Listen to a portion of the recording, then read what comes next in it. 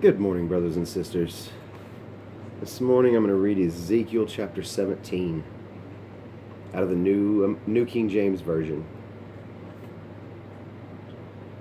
It says, "And the word of the Lord came to me, saying, Son of man, pose a riddle and speak a parable to the house of Israel.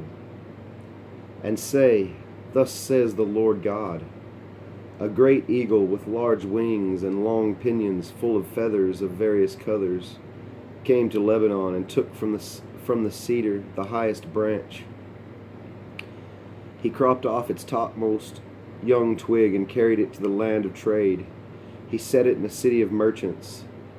Then he took some of the seed of the land and planted it in a fertile field. He placed it by abundant water and set it like a willow tree, and it grew and became a spreading vine of low stature. Its branches turned toward him, but its roots were under it.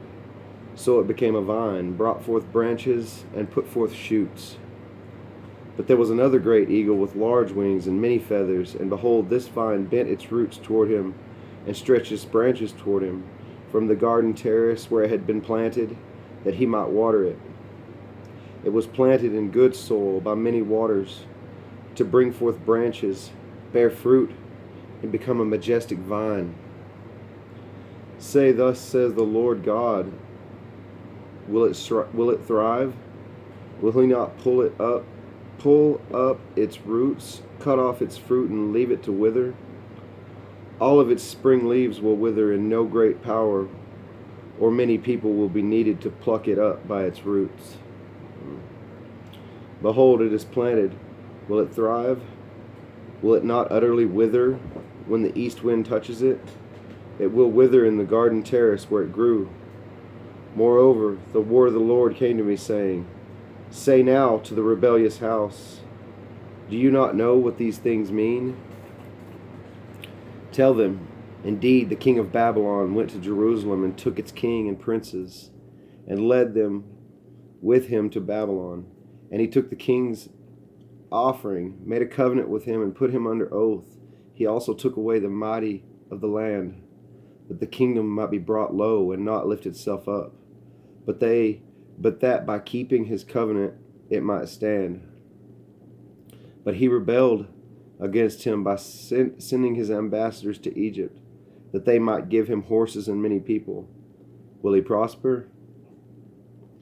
Will he who does such things escape?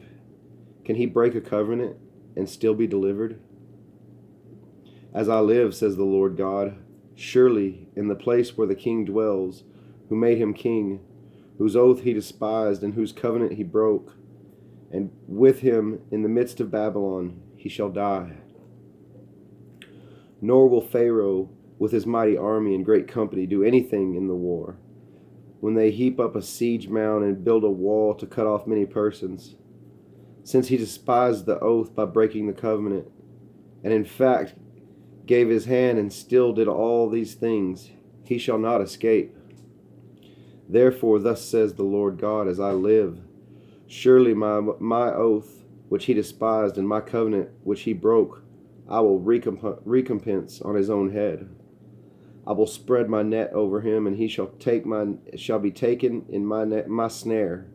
I will bring him to Babylon and try him there for the treason which he committed against me.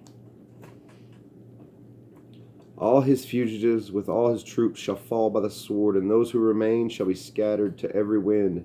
And you shall know that I, the Lord, have spoken.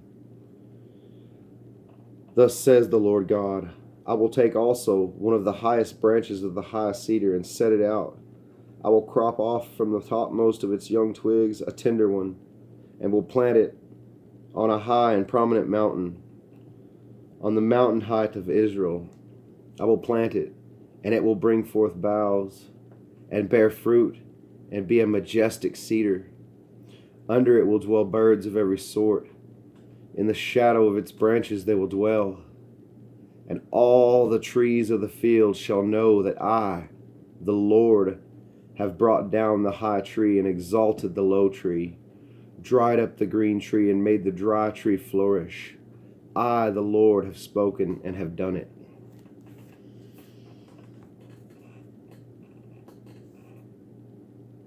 Just a reading this morning. I love you all, brothers and sisters. You have a blessed, wonderful day, and stay strong in the Lord.